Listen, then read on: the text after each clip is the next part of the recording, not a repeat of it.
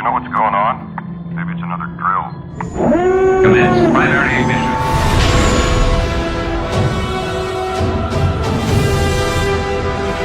Four Midwest Guys presents Parsecs of the Force, a time for everything Star Wars. There are stories about what happened. It's true. All of it. I have waited a long time for this moment. I'm glad you're here to tell us these things. This will be a day long remembered. I felt a great disturbance in the Force. We would be honored if you would join us. Punch it!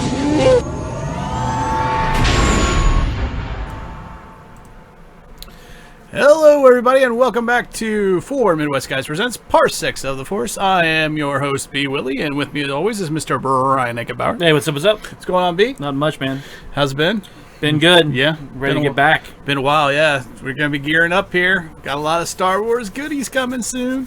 Won't be long now. We're just a little bit more than...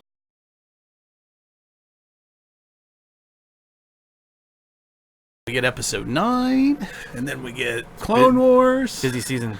Back to back to back, baby. Back to back. And we'll cover it all. I promise.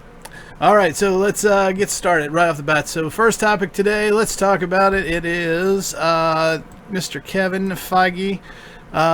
Big announcement is apparently going to be developing some sort of a Star Wars movie, some sort of production level. At least that's kind of what we're led to believe right up from the news announcement that him and Kathleen Kennedy basically are going to work together on a Star Wars project of some kind.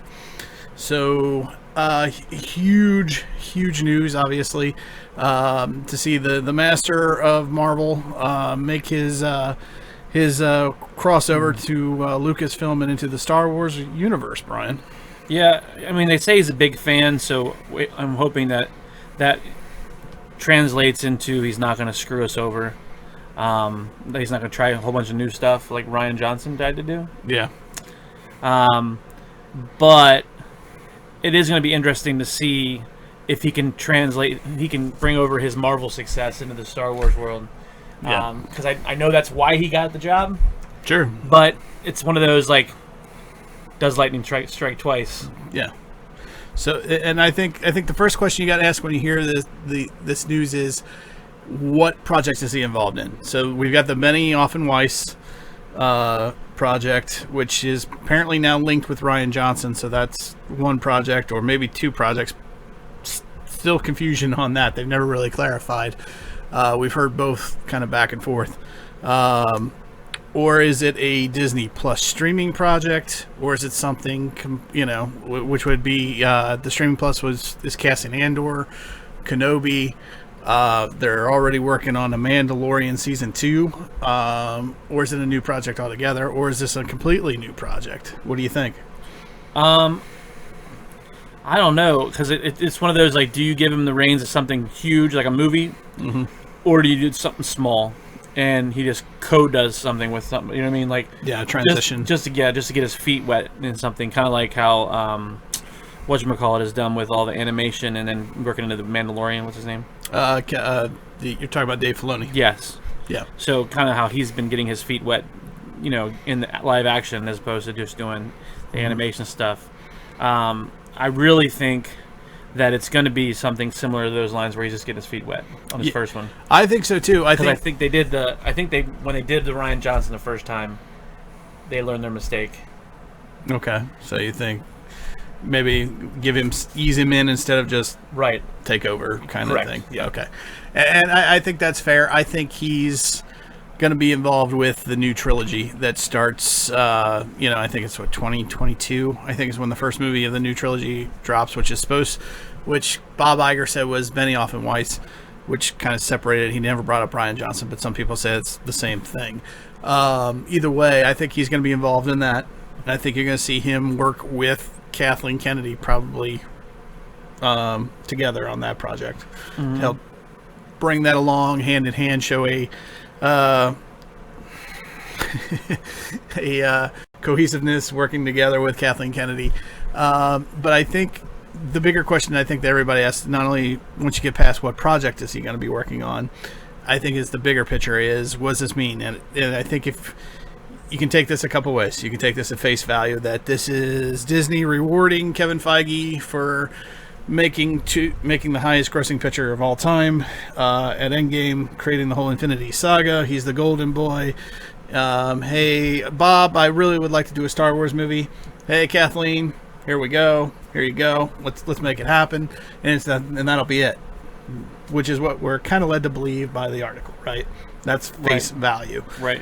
What do you think? Do you think there's any truth to the face value portion? Well, I'm not sure because Feige didn't really make the Marvel movies, though. He just kind of oversaw the pieces of it, because the Russos did the movies. Mm-hmm. The directors and all the talent. So he was just kind of like the overseer, like the big picture, like, okay, yeah, that'll fit in here and this will do that. That's good. That'll work, But he wasn't really the main guy in charge. So putting him over top of a trilogy for the whole, like, the interaction between it, like the falling back on pieces, and you're like, oh, I remember seeing that in this one, and that kind of stuff that we got with all the Marvel movies. I can see that. Make sure that it hits the certain notes that it needs to hit. Yeah. I think that's definitely what's going to happen in this first project, anyway.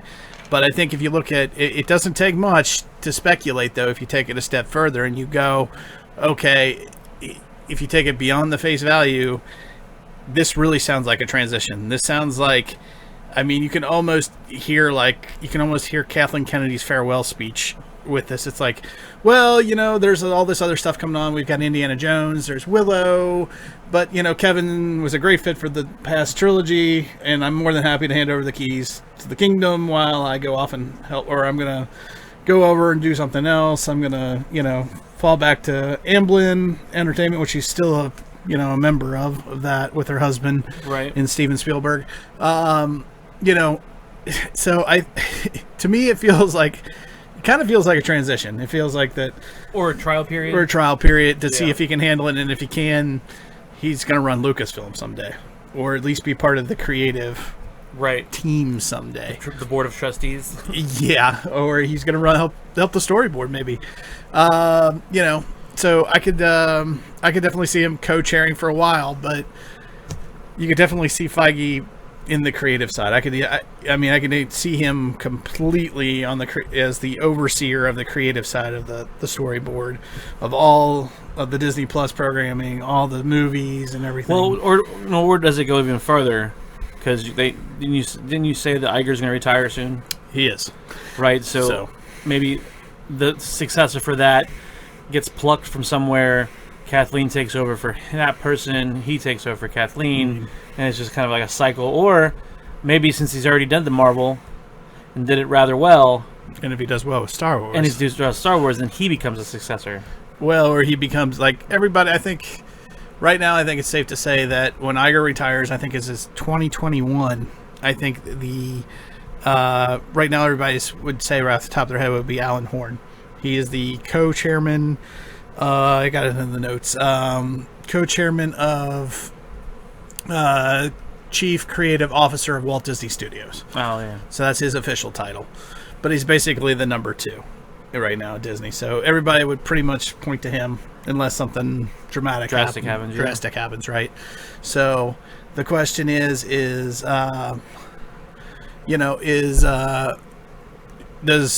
does Alan Horn become the new CEO, and then who takes Alan's spot? Is it going to be Kathleen Kennedy, or would it be Feige? Mm-hmm. Either one. I would point to Kevin, because Kevin's had much more success than Kathleen has so far. Not that Kathleen's not a very good business person or anything like that, as Yoda background falls. Yeah. Well, I mean, I think none of his movies have come with the turmoil that Kathleen's had. Because Kathleen got into a thing that had a super huge fan base, where you're trying to do something that was in everybody's past, and they idolized it so much, and you're trying to create new without trying to recreate that feeling. Right. Yeah. Whereas Feige there was nothing. Like Marvel movies were crap. Yeah. And all of a sudden, it was like him and Favreau. Yeah, if we have this idea, we're going to start branching all these together. and creating one, and then we'll do make it some into other like an actual comic yes, series. and Yeah. we'll actually do this, and then you not only did you have, but it was something new. So not only did you have your new audience, you had the older generation that never got anything like that, and they're like, "This is awesome." So you had everybody joining forces. But yeah, I mean, as a Marvel person, I knew nothing about the comics. I knew Spider-Man, I knew Iron Man was, but if you told me who was Iron Man, who the hell is Tony Stark, I wouldn't have been able to tell you before the movies started.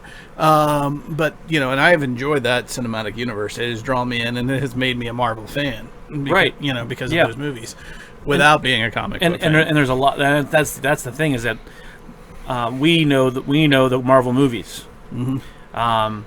We're not familiar with all of the comic lines that ran with, the Infinity Gauntlet or Saga or whatever. Eternals. Eternals and all this other stuff that's starting to come up now. We're not familiar with any of those.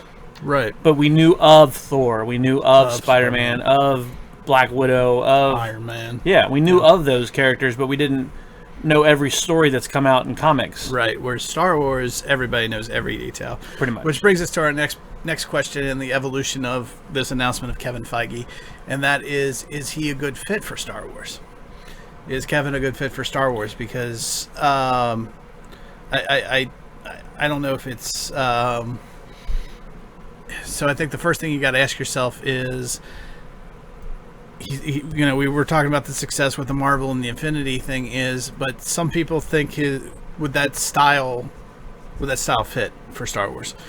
Does that whole giant saga, because Feige was kind of over the entire saga, making sure all these films fit. They were independent enough to do their own stories, but they still had to hit certain beats in order to move the entire saga along. Correct. And I think he will, as long as he does that and doesn't try like what it feels like we've gotten thus far from Star Wars, where they were doing all this stuff and just storytelling. When they announced that all Star Wars is canon, comics, the movies, non-canon, you know what I mean, like stuff, when they came out and said everything going forward is all gonna be canon, yeah. And I think that kind of handcuffed themselves, because then they're like, well, crap, now we can only go certain directions. I really kind of think they're going to backtrack on that, and they're going to say not everything is going to be, this is going to be completely different, not going to be tied into anything. I've read articles where they said that like Solo was a giant mistake, and the studios come out and said it was a giant mistake. They never should have made it or whatever. And I'm like, no, it still fits. And I thought it was. It's actually more of a love story to original trilogy fans than anything else. And what would have been better is if you would have given us a Solo 2. Because then it wouldn't feel like a giant mistake. Yeah. You would have seen, because if you just had Star Wars and not came out with Empire or Return of the Jedi, people would have said the same thing. They'd be like, it was good by itself. It was fine. You know what I mean? But it's not great until you watch the rest of them, and you watch them all interact, and you're like, wow, this is a story. This is like an entire story of it. Entire world. Yes. Yeah. And I think that's where they ran into, even when they did the prequels, we still had that tie-in to the originals. And I think the way they've been trying to move to this new one, it's not working as well, because they're cutting out the stuff that we knew. Yeah, or they're the ones. What's working is like Dave Filoni, who is piecemealing, and he's picking from Legends material that already exists and putting it back into canon, into the new story. Correct. And he's satisfying the fans that way. He's satisfying his own, because he's a big fan himself. So he's taking what he loves and he's putting it back in, and that helps and helps feed the storyline. I think I think everything we said is the positive, but let's look at the negative side of what I think one problem that we might run into with Feige is, will he let new ideas in Star Wars, like the whole, and I know this is a bad example because Rian Johnson literally split the fandom in half, but let's look at Rian Johnson for a minute and let's talk about what he did do, he did bring in a ton of new ideas, and he took a ton of chances with his movies, and he had a lot of, let's face it, not everything in The Last Jedi was a horrible idea. There were some cool new things that were brought in, even the Force projecting Luke through time, across the galaxy. Oh yeah, we like that. Yeah, that was cool. Stuff. Let's focus on that. Will that kind of those ideas be allowed under a Kevin Feige run Lucasfilm? I would think that'd have to be, because he's trying to. But again, it'd be one of those things like, does it make sense because we're going to have it here? We'll show it here and show it here, so you can backtrack and you can see how it fit into the whole giant picture of everything. Okay. Like, I'm hoping that when we get to the Rise of Skywalker, that we'll get why certain things happen in the last two movies. Yeah, like not just the last two movies, but the entire saga. Like right. Because they're saying that this will complete the Skywalker saga. Right. So I'm hoping that we'll get to see glimpses of why things happen, and we're like, now it makes sense. Right. I'm glad that we got this movie to kind of pull it together. Yeah. Now it doesn't feel so chopped up at the very end. Mm-hmm. And that's why I'm even holding, I keep saying I'm holding final judgment on Last Jedi. Right now, I still don't care for Last Jedi, but I'm holding back judgment because I want to see what happens in 9. Because there might be a reason why we have to go through the pain of the Last Jedi in order to get a good payoff. Yes, in 9. I agree. So let's see what happens there. Not to get too off track with that, but I agree with you. I think Feige's would allow for new stories to develop underneath. But I think the nice thing about Feige is, like we've been saying, he'll be able to keep a guiding hand on all the movies so that they all make sense and that they all fit into the overall saga in the direction that they want to go. Right. We'll see. So more, there's no retconning. I hope we'll see more cohesiveness. Yeah. And I think that's very possible. We'll have to see what happens. So, but we won't have any more of this passing of the baton storytelling, which is it's kind of like that game I used to play when you were a kid. He's like, okay, well, I'm going to start the story and I'm going to tell the first part, and okay, Brian, you tell the second part, and then Jane's going to tell the third part, and you went around in a circle telling a story, and that's kind of how they've been doing the sequel trilogy. Yeah, that's what it feels like.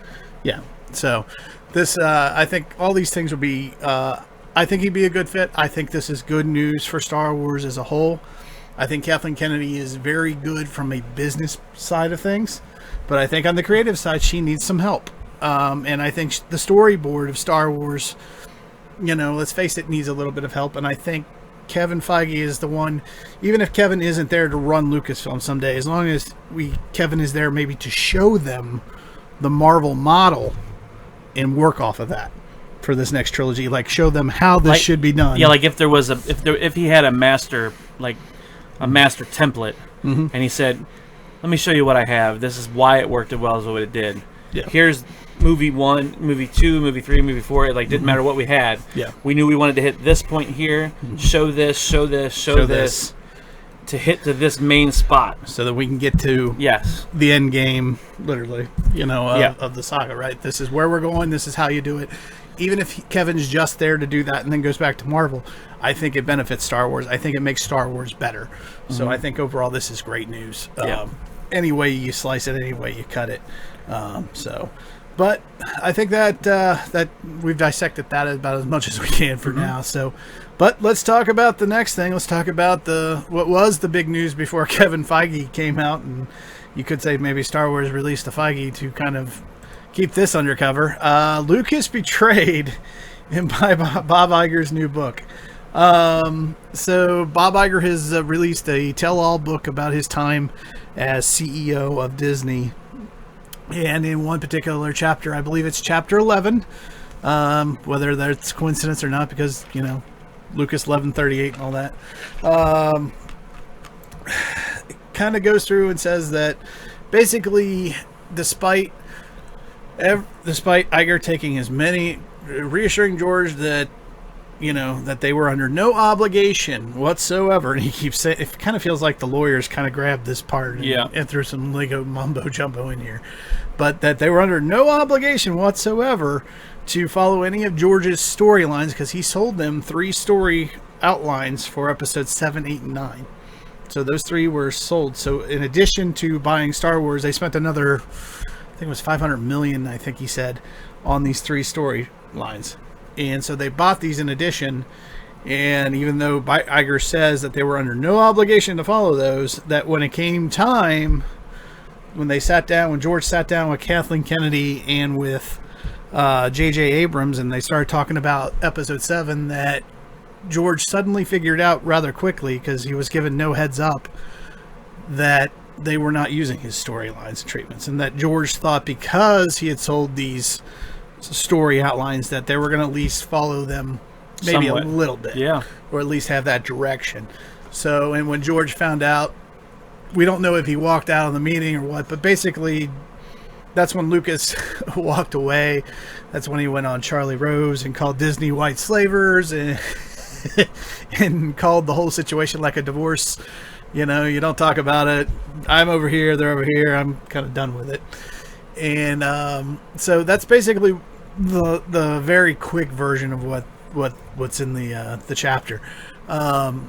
I don't know. So what do you think, Brian? What do you think of all this and Bob throwing out all the dirty laundry? And now, mind you, that since then Lucas has been working with the Mandalorian. We hear behind the scenes, and then he's been brought back into the fold a little bit. Right. Well, I wonder how much of these 3 stories we're gonna get and not realize that's what we're getting. Like, they bought these, like, you know how the people have picked stuff out of the past. We've never even seen this stuff, so I wonder where we're going to get these. You know what I mean? Like, they're going to use them. Yeah. They're just not using them for 7, 8, 9 of the Skywalker saga. Yeah. And they're gonna implant different names and be like, that's a perfect story. Yeah. But it's our new trilogy that we're going to have. Yeah. That is a rumor going around right now. That's our new trilogy. Yeah. And then, but I can see where Lucas is coming from, because he's like, if I agree to sell you this stuff, are you going to use this? Yes, we will. I mean, we don't have to use all of it, but we'll use it. Or, right? We'll buy it. We'll look at it. Right? And then we'll look at it, George. And then they buy it because all they really wanted was the original Star Wars stuff. They just wanted Star Wars, and they're like, yeah, like Luke with a lightsaber. Yeah, it's like, hold on a second. Why? I sold it to you because you said you were going to do that. No. I knew you had the funds to create my dream. And now you just turn around and stab me in the back and said, no, you're not going to use it. Yeah. But who's to say they're not going to use it on the next trilogy? And that's a rumor going around. Just use it for, like, take Rebels, for instance, and they do it for the Ezra and whatever. Instead of Luke, you have Ezra. Instead of Vader, you have, you know what I mean? Yeah. Instead of Rey, you have somebody. Yeah. Yeah, it's a different time, different place even. Maybe they do it somewhere else in the timeline. But yeah, I agree that. In fact, I wasn't even going to bring it up, but it is a rumor out there that that's also why Kevin Feige's been brought in, is to oversee George's original storylines, and now they're going to use them.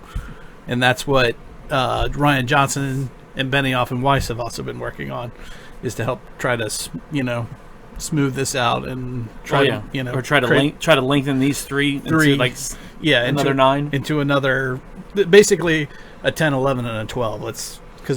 That's kind of what it would be. Wouldn't be linked to the Skywalker saga, but they're using George's ideas. Right. That's the other rumor out there. I wasn't going to bring that up because I thought it was a little out there. And then I have nothing else to go. There's no facts, nothing to base. It's just rumor. Yeah. But it's possible. I think this is about as close to a public apology as you're going to get from Bob Iger to George Lucas about what happened.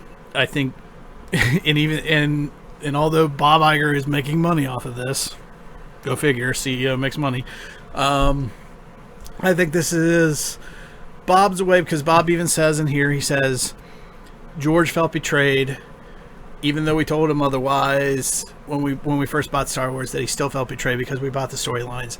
And even Iger goes on to say, I could have handled it better. That one line there is about as close as George is ever going to get to a formal public apology from the CEO of Walt Disney Company. Which the thing is, I don't understand. Why come out with a book? Why come out with a book that does that? I think it serves a couple purposes. What are your thoughts? Why do you think that? Okay, number one, they brought George back into the fold. George is now working again with them, consulting. He's been working on the Mandalorian because he worked so close with Dave. Dave was able to bring him back into the Yes, that's right. Mandalore in the Star Wars science fiction franchise created by George Lucas. Well, that's Well, weird. thank you, Google. That's interesting. Google just told us about Mandalorians. That's great. Don't say it very loud, or she might do it again. What do you have to say for yours to do that? You're supposed to say, "Hey, Google," and it comes on. But somehow in our conversation, it heard that. Wow. Yeah. That's pretty good. So, I think you're stupid, Siri. My phone didn't do that. Thank you, Google, for that. All right. We'll talk later. So where were we? But yeah, I think it serves a purpose. It puts it out there. It reaffirms George's ego, and that help bring George back, because they want to do these 3 storylines. And that's what this is about. It puts it out there that they exist, that they have them. Okay. Number 1 to the public. Okay. And they know the Star Wars fans are going to talk about it. We're talking about it. Right. And it puts the idea out there that they exist and that people might be interested in seeing what that is. So, and then eventually they come out later and go, by the way, this next trilogy was story treatment by George Lucas, worked on by Rian Johnson, as well as Benioff and Weiss, and is being overseen by Kathleen Kennedy and Kevin Feige. Bing, bang, boom. Yeah, but my thing is why come out with a book? Oh, well, that's part of Iger's going away thing. This is not that he needs it, but that's part of his retirement. Okay, yeah. That's what I'm thinking. It also puts the spotlight on him and adds to his ego. Oh, yeah, one of those. Yeah, so basically what you got here is two giant egos. You got George Lucas's ego, you got Bob Iger's ego, and this is... So basically it's Iger wanting money for his retirement. Oh, yeah, basically. And basically saying 2 things. One is, we one-upped you, and we were a better negotiator than you were, and 2... could have handled it better to kind of ease the pain. Yes. And bring him back. Exactly. I think that's the angle they're working. I think the other thing this brings up is a more obvious point is that George was used to calling all the shots, and he sold his company and he sold his baby away, and he resented that fact. Seller's remorse. Yes. And I think that shows. So I think it's a public way of airing their dirty laundry and yet trying to smooth things over so that they can go forward with George on the next trilogy. Yep. Now, the problem is George is in his 70s, so let's just hope he lives long enough to see all 3 made. That's what it's going to come down to, unfortunately, I think. So I think that's about as deep as I want to dive on that. So because I think we went deeper than even I wanted to go on that. So let's move on to our next topic, which is the big announcement that also came out from Lucasfilm is the Obi-Wan Kenobi Disney Plus streaming series now has a director. So this is our first big news other than Ewan McGregor being announced to come back and play Obi-Wan Kenobi. We now have a director. Her name is Deborah Chow. Deborah has several movies under her belt, mostly like Film Critic Awards, smaller movies. She's done some TV, and she's also done a couple episodes of The Mandalorian. And Kathleen Kennedy thinks very highly of her, and I will even quote Kathleen from the article here. She says, "We really wanted to select a director who is able to explore both the quiet determination and rich mystique of Obi-Wan in a way that folds seamlessly into the Star Wars saga. Based on her phenomenal work developments our characters in The Mandalorian, I'm absolutely confident Deborah is the right director to tell this story." Quote, unquote. Okay, couple things right off the bat for me. And I don't want to bring up anything negative, but there's not a lot of directing credit here. And I realize it's a streaming service and that you're not going to have a very long list of directors come out, with huge credit. Although we are kind of seeing that now. Martin Scorsese's The Irishman for Netflix and whatnot. We are starting to see them transition over to streaming. Right. But for the most part, they're for newcomers, and she's pretty much a newcomer. What do you think of Deborah Chow, Brian?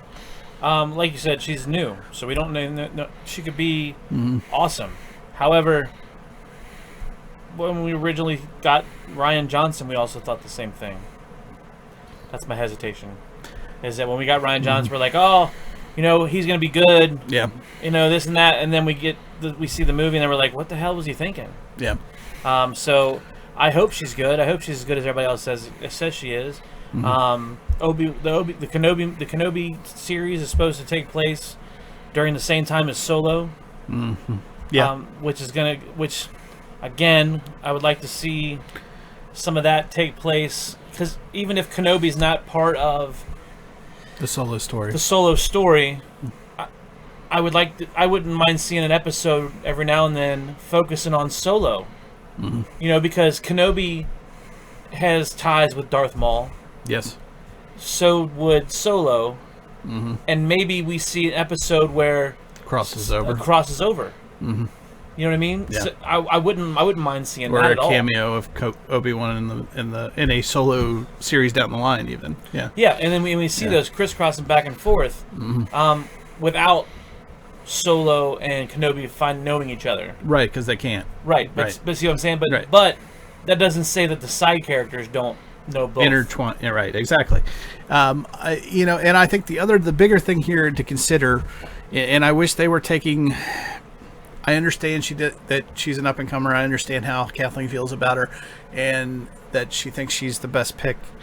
I just don't want them to rush into this Kenobi series. I kind of feel like we as the fans have been asking for it so much that now they feel under pressure. I feel like they're kind of moving almost too fast towards it.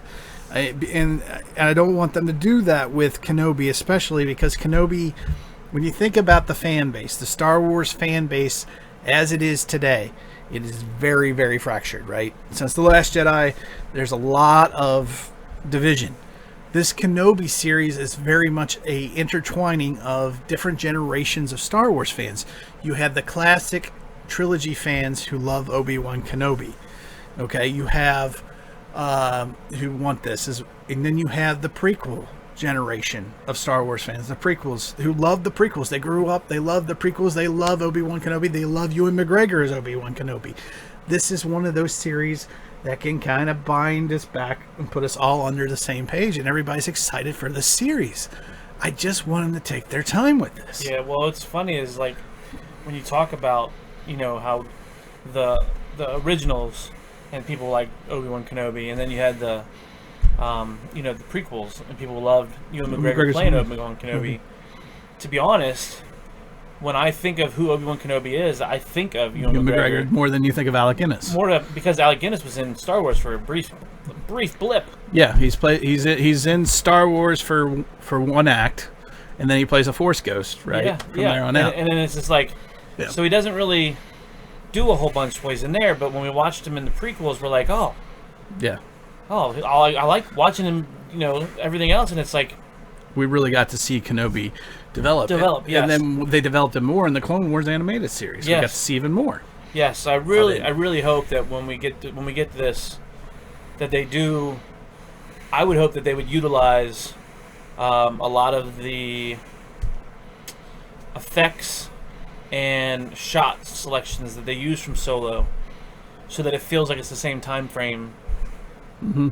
Because like watching Solo, it does feel like it fits in with the Star Wars series. Mm-hmm. It didn't feel like it was just a separate entity. It really felt like it was part of it. Mm-hmm. And even with at the very end, with this big spoiler that spoiler Darth Maul. Yeah, with Darth Maul coming in, and you're like, what? You're like, oh my god, it fits in with Rebels and everything. And you're like, oh my god, this is awesome. Right, exactly. And it was just like, and it's got enough intrigue for people who didn't watch Rebels to go, how's he alive? Exactly. Yeah. And then all of a sudden you got people Clone Wars, all over Facebook and everything. Went, why was Darth Maul there? And then people were like, oh, he was in Rebels. He was in Clone Wars, and then he was in Rebels. Yeah, you can see what happened, and they're like, and then all of a sudden they started watching. They're like, oh, these are actually pretty good. Mm-hmm.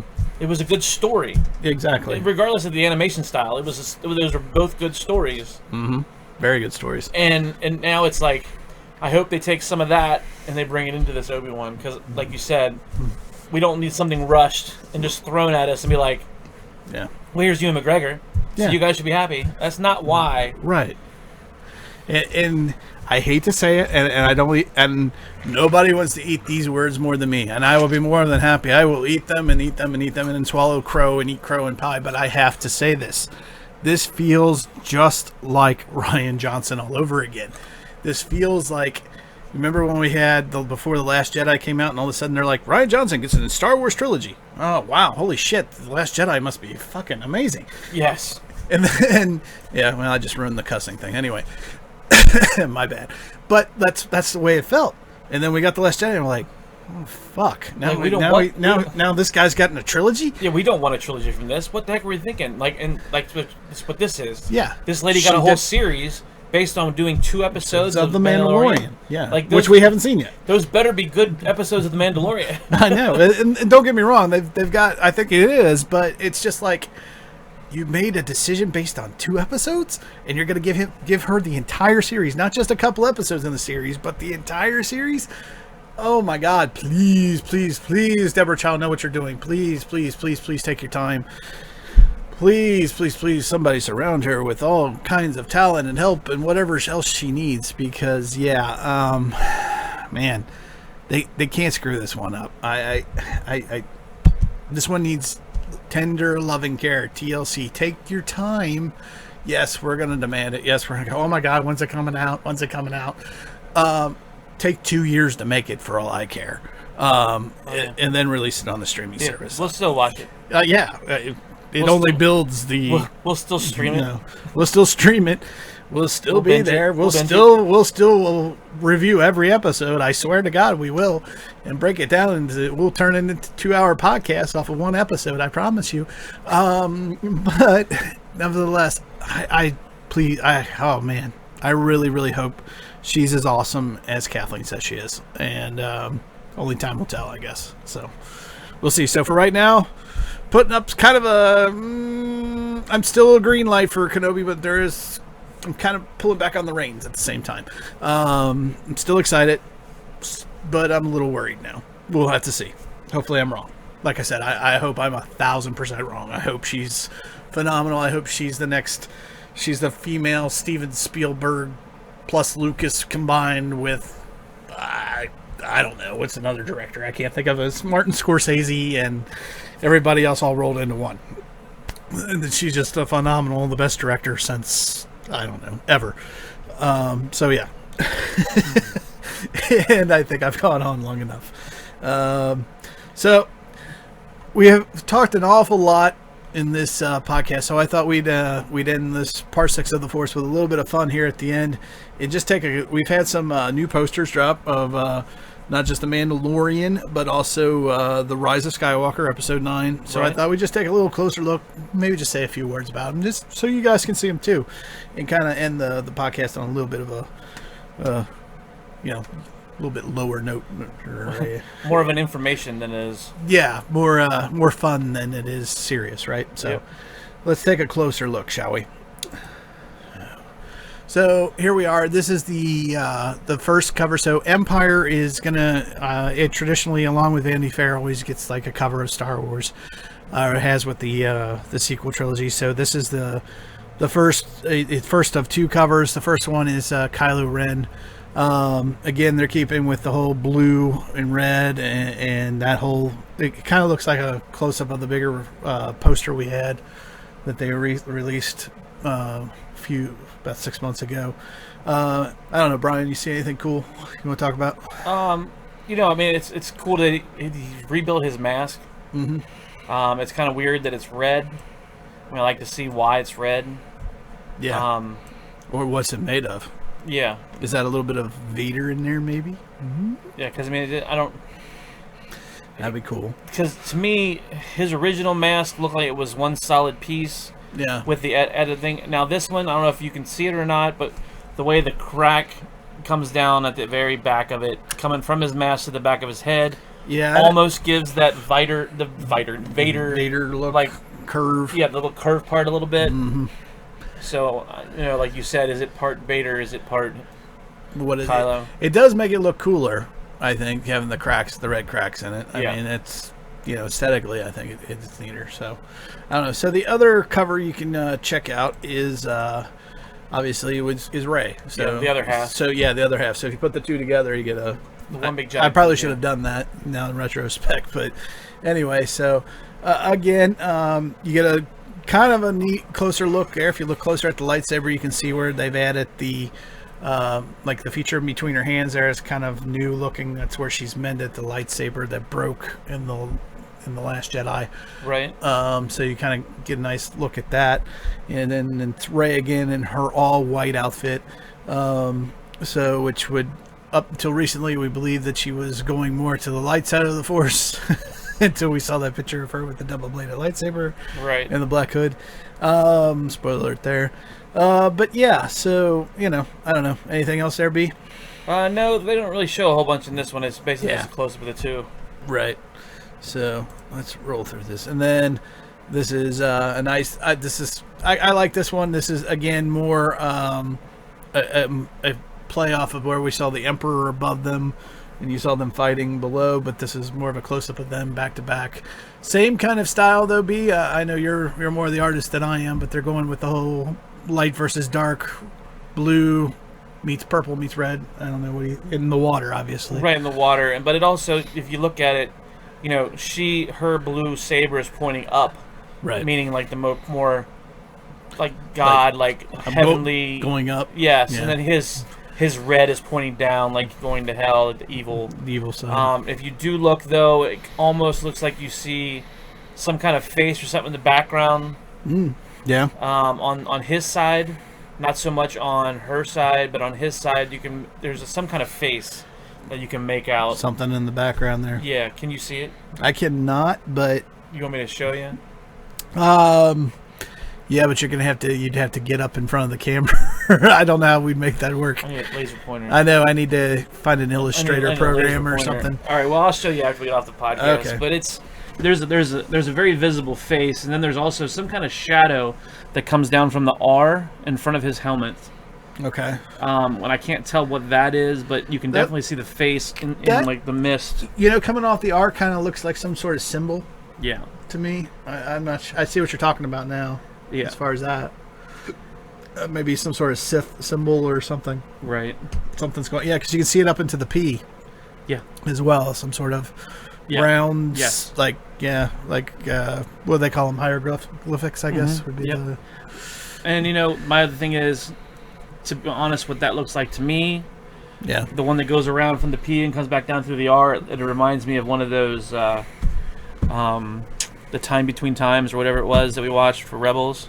Oh, the World Between Worlds. World Between Worlds. Ooh, could be a portal. Right, and that's kind of what it feels like when it goes. It's got a circle. I was gonna say Stargate, so yeah, the Stargate series we used to watch, and movie.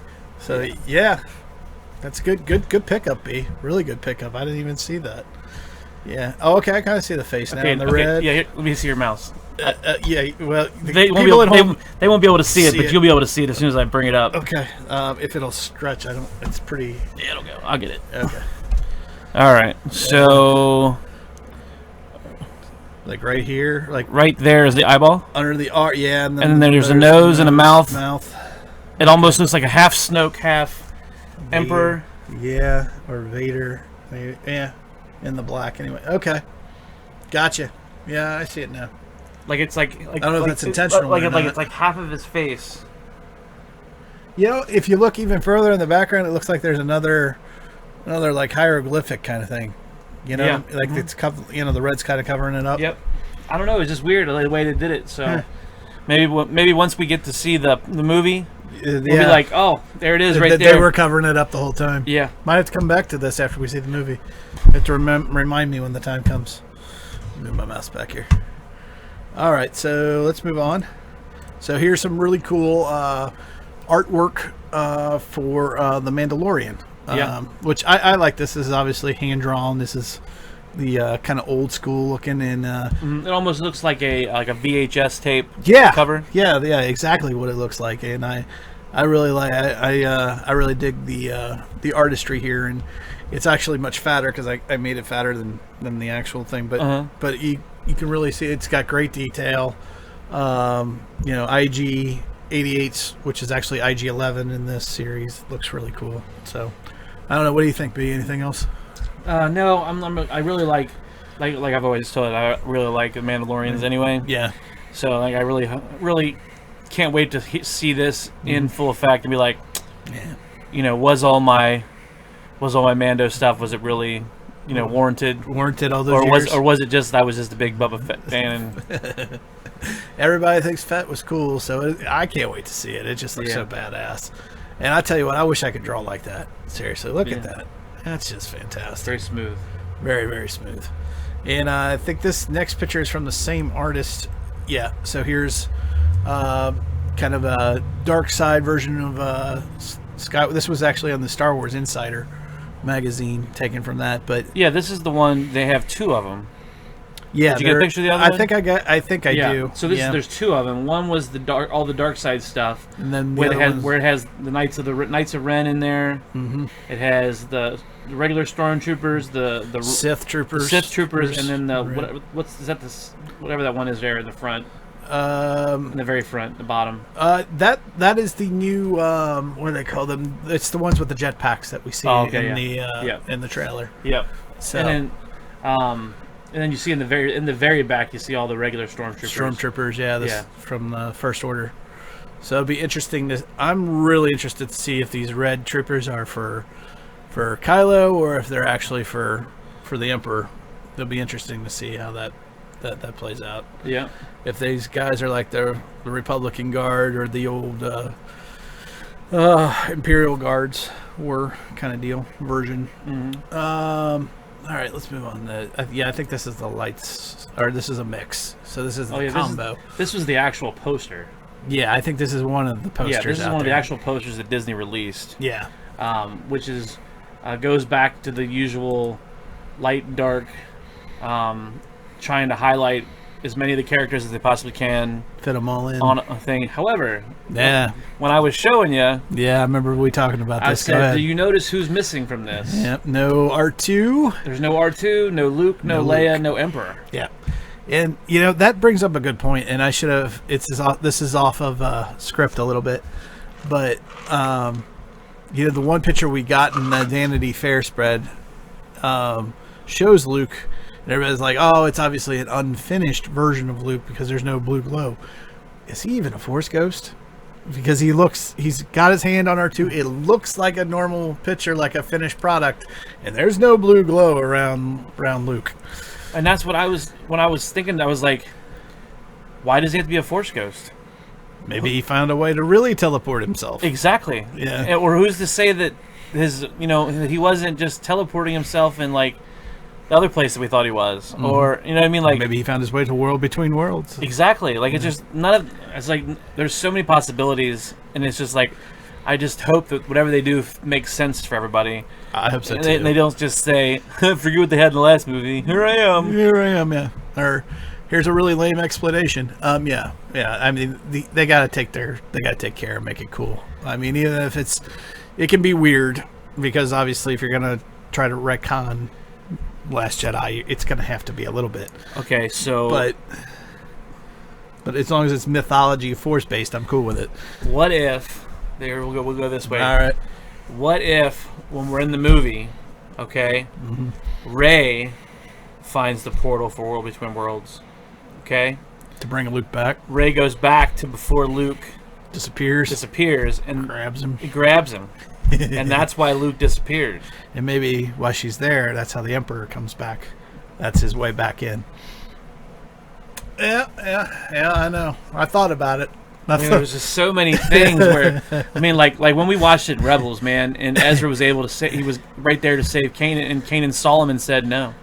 Yeah. And we're like, what? Yeah. Oh my God, you know what I mean? And it was just like, well, if it wasn't for Ahsoka talking him out of it, he would have done it. Yeah, exactly. Yeah. Well, I've often used that World Between Worlds for the Emperor too, that somebody dark side user could go through there and pull him out as he's falling right before he hits the reactor and grab him. I mean, and we watched in Rebels, we watched the blue go right in. How freaking crazy would it be if they had this planned out and Filoni intentionally put this in Rebels so many years before, just for this purpose, payoff? Dude, I would so love I would so love for this to be like them show us like a notebook, pad, paper. This is what we did, and it says talked about by George Lucas and Dave Filoni, arc reactor, portal, and they just have it all written out. And then like a note at the bottom says, now try to figure it all, put it all in one big long movie or whatever. Or, yeah, use Rebels as an intro point to create it and establish it. Yeah, yeah, that'd be crazy, dude. That would be the nerd in me would go crazy. It would just be nuts. That would right fantastic. there would sound like something that Feige would do. Yes. Because he'd be like, you saw this happen. This is already established. You saw it happen. You saw the electricity come up from the thing. You just thought it was because he hit the reactor. No. But it was actually because we pulled him from it. Into the portal. Yeah, I've thought about that. I have. I want to say it. I want it to be true, but I don't know. We'll see. Yeah, unfortunately, with speculation and rumor, usually the simplest thing turns out to be true, and the more elaborate is way off base. So, I don't know. It's hard to say. So, all right. Well, before we go, that's the end of our show, by the way. But before we go, let's. Where can you find 4 Midwest Guys? Well, the best place to go is www.4midwestguys.com. There's links to our Podbean, to our iTunes, to our Instagram, to our I need to put Instagram on there. Facebook, Twitter account. It's all there, and one-stop shop, as well as all of our video podcasts, all of our audio podcasts, and they're in chronological order, as well as they're categorized at the top. I need to add a few new categories, but still, it's your one-stop shop. The best place to go to start is www.4midwestguys.com. However, if you just want to reach out to us on Twitter, you can reach us at 4midwestguys.com. Brian, where can they find you on Twitter? At AnkZone. At AnkZone. You can find my own personal account at bwilly1977. Our Instagram account is 4_Midwest_guys. That's more of just kind of behind the scenes photos of how we put stuff together and crazy stuff, funny stuff, that pictures and stuff. So if you like that sort of thing, that's the best place to go. And of course, if you want to reach out to us, just good old-fashioned email. That's 4midwestguys@gmail.com. We would love to hear from you, Brian. I know we're definitely looking for some feedback, right? Yeah, anything positive or negative. Yeah. It only makes us better. Only makes the shows better for you guys, because we know either what you like or what you don't like. Exactly. You know, if you don't like that we have these kind of props on this thing, well, too bad we're going to have them. But other than that, if you have suggestions on topics, not even Star Wars related, anything else, because we do Star Wars, Marvel, we do all kinds of shows, TV shows, and everything else. If there's something you guys like, and you're like, you guys should definitely talk about, I really see you guys talking about this show, shoot us the show or whatever you want us to watch. Like, I just started watching the new Stumptown. Oh yeah, with that looked good. With Colby Smuthers, who was Agent Hill from Marvel, or she was Robin from How I Met Your Mother. Her new show is pretty good. I've seen 2 episodes of that. But like you said, anything under the sun, just shoot it to us. If we decide we want to watch it, we want to talk about it. Yeah, we'll give you some credit. We'll say, hey, so and so. Hey, recommended by. Yeah. Hey, here you go. I know streaming is becoming real big. You know, we used to have a series called Binge Watch, where we would just review just those series by themselves under that banner. But you know, we could do specials too. So there's all kinds of stuff that, you know, it's not just Star Wars. Although Star Wars is obviously my biggest thing. That's where I consider myself the expert. But Brian loves the DC, especially as. He really loves the DC world. Yeah. Like I just watched Batman Hush. Oh, is that any good? It's very good. Is it? Very good. Nice twist at the end. Yeah.